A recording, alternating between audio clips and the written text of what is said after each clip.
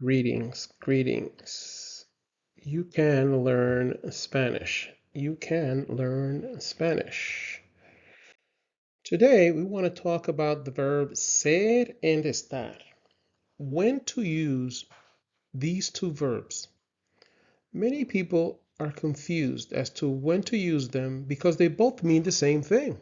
They both mean to be. They both mean to be.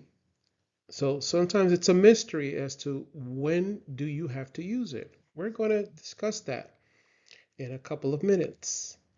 Now, let's look at the conjugation of these verbs. These verbs, ser and estar, are what we call irregular verbs. Irregular verbs. And we're going to discuss in a bit, or in the next lesson actually, what a regular verb is and what an irregular verb is. But just very quickly, the difference between a regular and irregular verb is that there's a lot of changes here. There's nothing that is consistent. So SOY, there's no consistency. There's here, this changes with this, okay? Ends in Y and ends in AS. There's no consistency. And so that is what we call an irregular verb. But like I say, in our next lesson, regular and irregular verbs, we'll discuss the difference in more detail.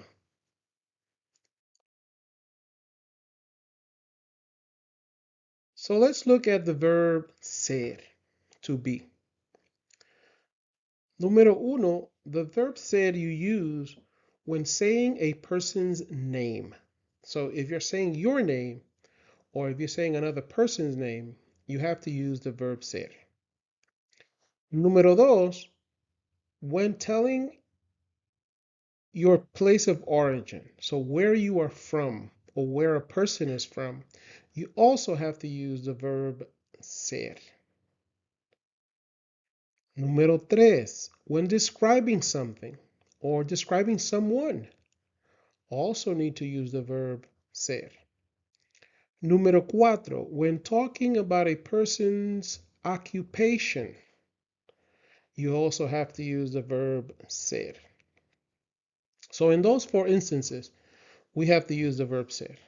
Now, the verb estar, you must use número uno when talking about being in a place or location.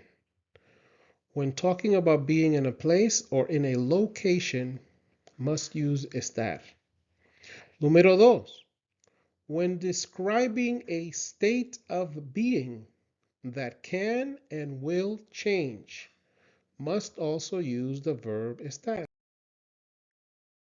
Well, let's look at it again. The verb ser.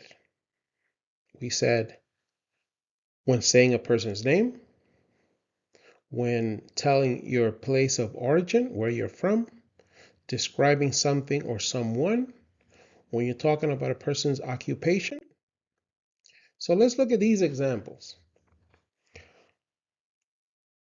Yo soy doctor. Yo soy doctor. What are we talking about here? A person's occupation. Tú eres estudiante. Tú eres estudiante. Talking about or describing what a person is in a way.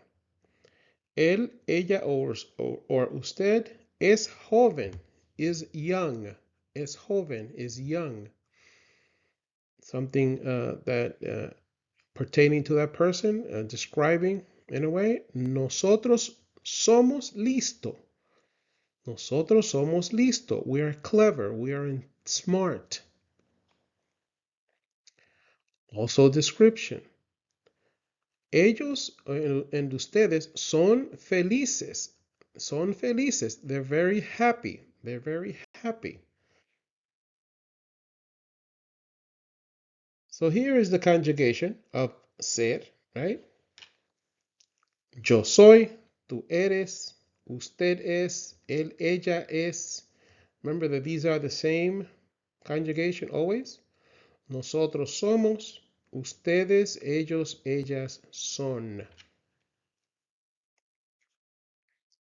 So let's look at some more specific examples. When saying a person's name, right? Yo soy Francisco, right? Yo soy Francisco. Must use the verb ser with the yo form. Ella es Julia, talking about a person's name, right? Número dos, when telling your place of origin, where you are from. Yo soy de Costa Rica.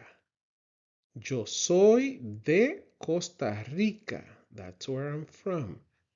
Ellos son de Perú. Ellos son de Perú. They are from. Place of origin. When describing something or someone, describing. El chico es guapo. El chico es guapo. The boy is handsome. It's description. When talking about a person's occupation, el hombre es doctor. The man is a doctor. El hombre es doctor. Or, las chicas son estudiantes. Las chicas son estudiantes. The girls are students. Now let's look at when you have to use the verb estar. Número uno. When talking about being in a place or a location. When describing a state of being that can and will change. It doesn't stay the same. If you are sick now, unless you're terminally ill, it will change. You may have a cold, you may have a headache, you're sick, don't feel well. That's a situation that can and most likely will change. Let's look at these examples. Yo estoy feliz. I'm happy or content. Tú estás enfermo. You're sick. Tú estás enfermo. Ella, él or usted está bien. Está bien. He is well. She is well or you are well. Nosotros estamos dentro de la casa. Nosotros estamos dentro de la casa. We are inside the house, right? A location. Ellos or ustedes están jugando. Están jugando. Are playing. Are playing. There is the conjugation of the verb estar. Yo estoy. Tú estás. Usted está. Él, ella está.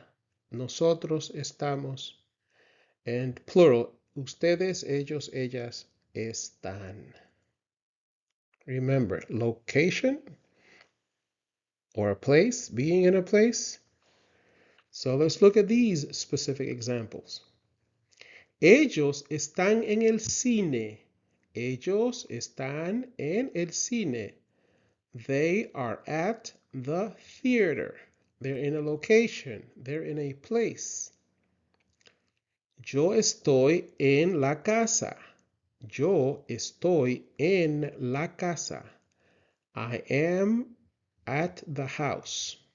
Location or place. Número dos. When describing a state of being that can and will change. So, yo estoy triste.